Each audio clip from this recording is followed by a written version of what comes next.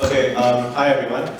So my name is Lex Limbu, and for the next 15 minutes I will be talking about my 1 year in Nepal. So a bit of background about myself. I was born in Nepal, but at the age of 2, I left to join my family, and ever since then I've grown up in Brunei and the UK, and I'm sure this sort of upbringing and lifestyle is similar to many of you. And yeah, so I've always been fascinated about Nepal and possibly going back and working, and wondered whether I would fit in there in terms of the structure of working, the lifestyle. So after I did my undergrad, which was in human geography, I felt the need that this is the time that I should go and really see if I can get used to being in Nepal and do some sort of work related to my degree. So on the 1st of May 2014, I left for Nepal for 13 months, and I came back on the 31st of May 2015. So I'll be talking about what I got up to during my time in Nepal. Just to talk about what I'm doing right now, I'm studying tourism, environment and development at King's. So it's nice to be talking to people from my own university, and I definitely feel like what I'm studying right now has been influenced a lot from my 1 year out in Nepal. So moving on, so on social media, a lot of my friends probably think this is the only thing that I did. Go to nice places, take selfies, and experience the best of what Nepal offers. Yes, I did do that and a lot more. At the top right is doing a Yeti Airlines corporate social responsibility program in Thangari. That's the furthest western part of Nepal I've ever been to. And the bottom left-hand side is 3 baby red panda cubs. This was during an eco-trip facilitated by Red Panda Network. They're doing some amazing work to conserve the endangered red pandas in Nepal, and especially along the Panchthar Ilam Tourism corridor. So yeah, hats off to them. And the middle picture is a group photo of our Tracing Nepal 2015 group. That's a project a friend of mine and I came up with, which I will be talking about later on. And bottom right hand side is a picture in front of Lara Lake, the largest freshwater lake in Nepal, and I would have to say probably the most beautiful area of natural beauty that I've been to in Nepal.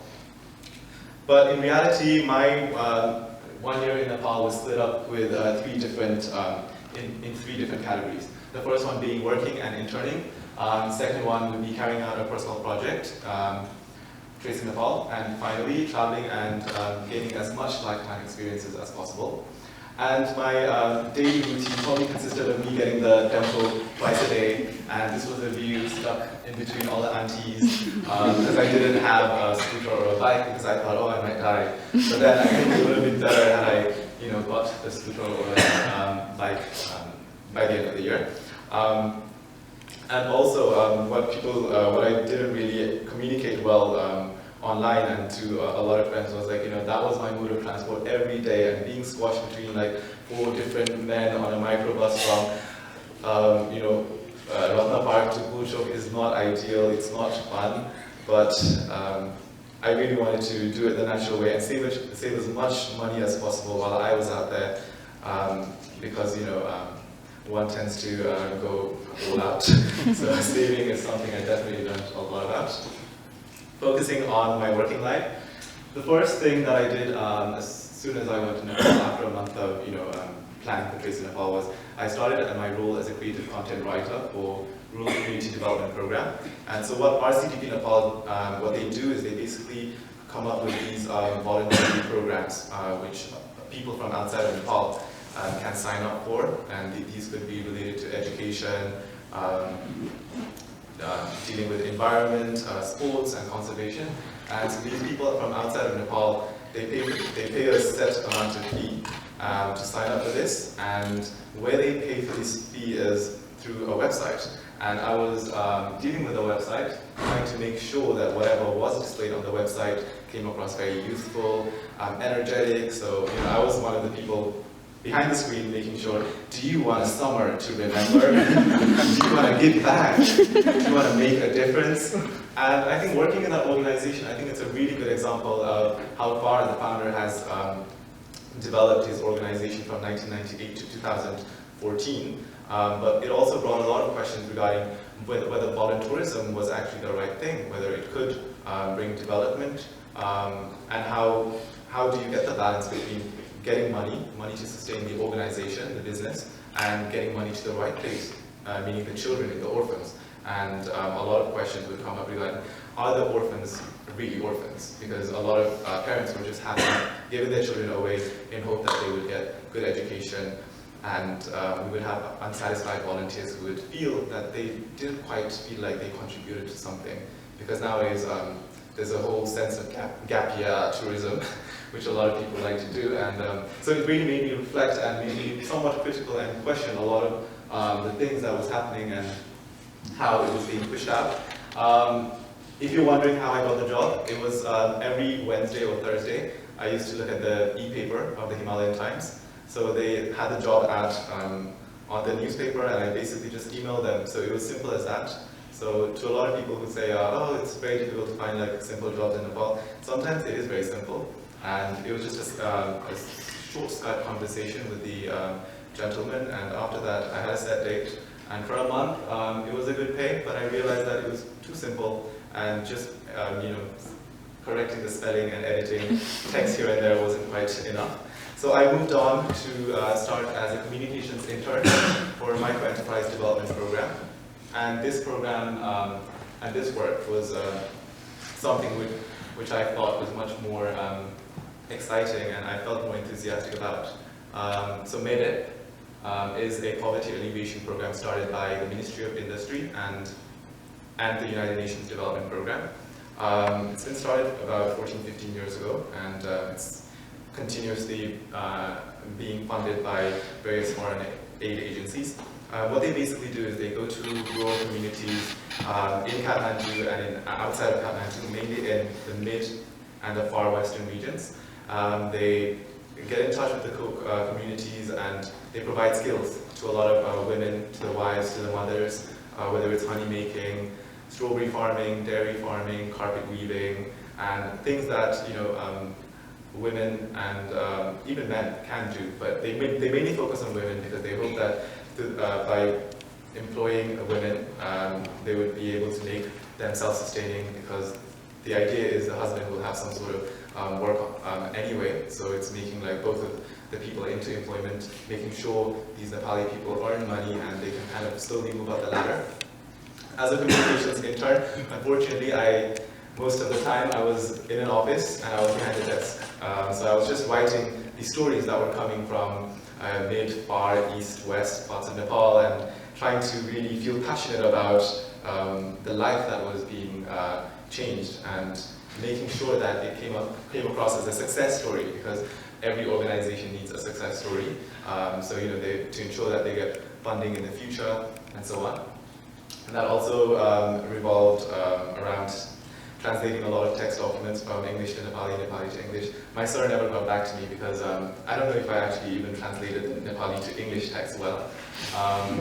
Other than that, yeah, so with micro-enterprise development program, since it is kind of like a part INGO, but it's more NGO because it deals with the Ministry of Industry, both of the jobs entailed me to go to work 6 days a week, which was which I found very challenging. And also because I live in North Kathmandu, and to go all the way to Zamsikel, it's very far when you have to take like 2 different micros, and micros it's like the longest thing ever.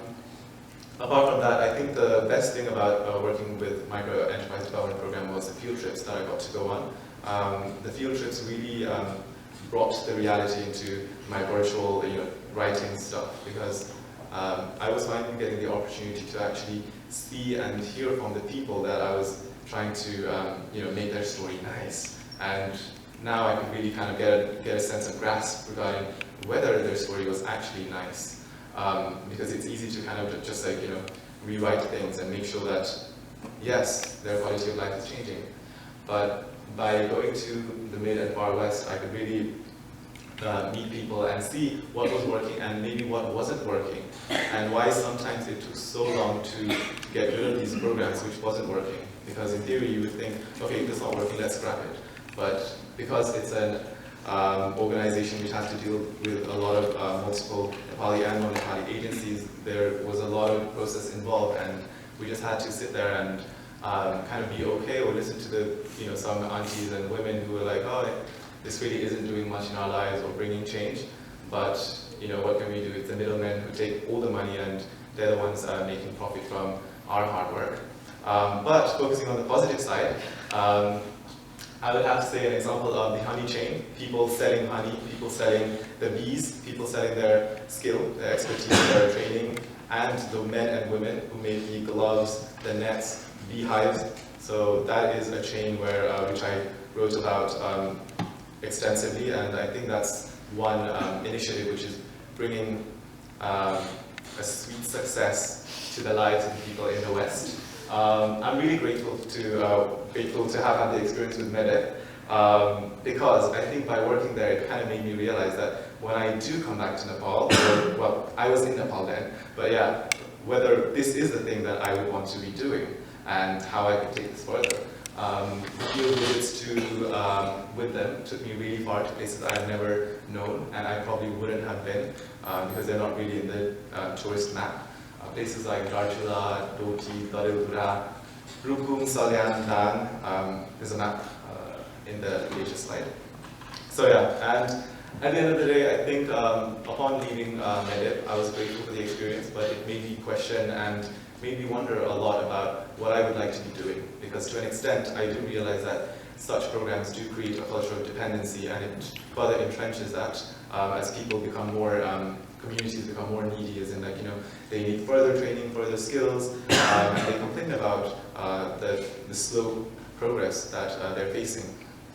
And so, yeah, it made me think a lot.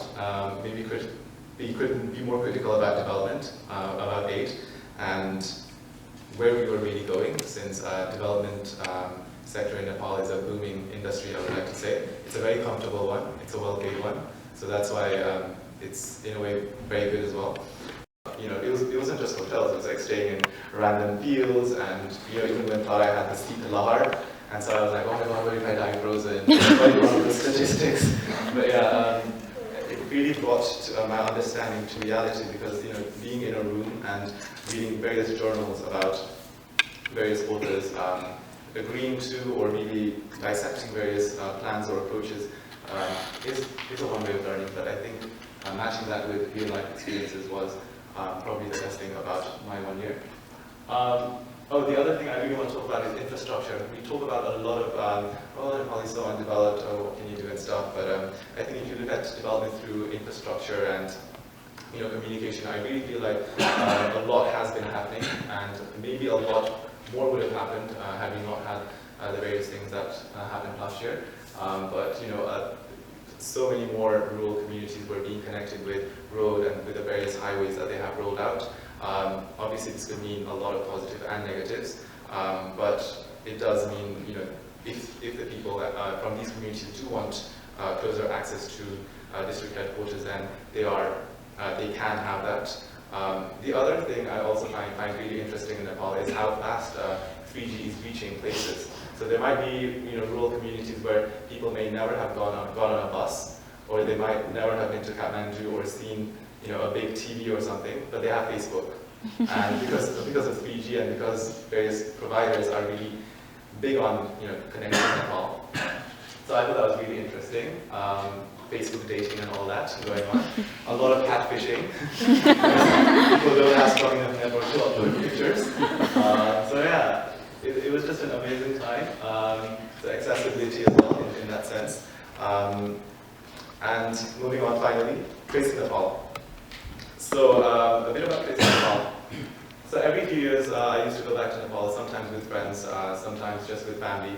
And with family I always used to find it boring because all you do is you go to a relative's house, you eat, and parents are always like, oh, it's too dangerous to step out of the house.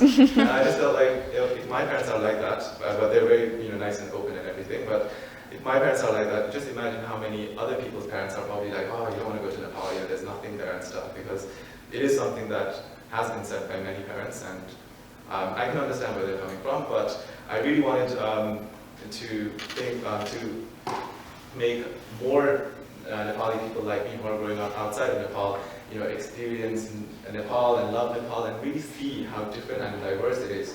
So me and my friend, we came up with this experience called Tracing Nepal. The whole idea is that we gather once a year non-Nepali youngsters, 18 and above, living outside of Nepal, and for about 12 days or 16 days, we take them on this experience where they get to do a whole assortment of things, from constructing, from teaching, presentation, and just showing children what life back in the UK is like, and similarities, differences, canyoning, so lots of team building thing, and we also were involved in partly a construction of a well as well. We didn't dig that deep. We were only there for a few days. Yeah, that's basically the whole Tracing Nepal thing. And it's not just about work and seeing that. It's also about seeing how fun Nepal is. In Kathmandu, there's Old Tamil, the nightlife, and going to Chitwan, going to Pokhara, and because a lot of the times when I felt like a lot of the times when youngsters go back, they're like, everything shuts at 9 p.m. and stuff. There's still that kind of idea for somebody who hasn't got a lot of friends or is as exposed. So it's a wholesome experience, I would like to call it. The main idea is to reconnect with Nepal, because some people, especially if they've left at such an early age, they probably would never have the chance to connect with Nepal. And while such programs, like I mentioned, this Tracing Nepal could be seen as very similar to the organization that I worked for, the RCDP one, but the difference is this is for Nepalese, by Nepalese, even though it is for Nepalese outside of Nepal. So I really wanted to hone in on that aspect of engaging with the diaspora community, since in the past few years we've had a member from the US, UK, Germany, Belgium, and Bulgaria.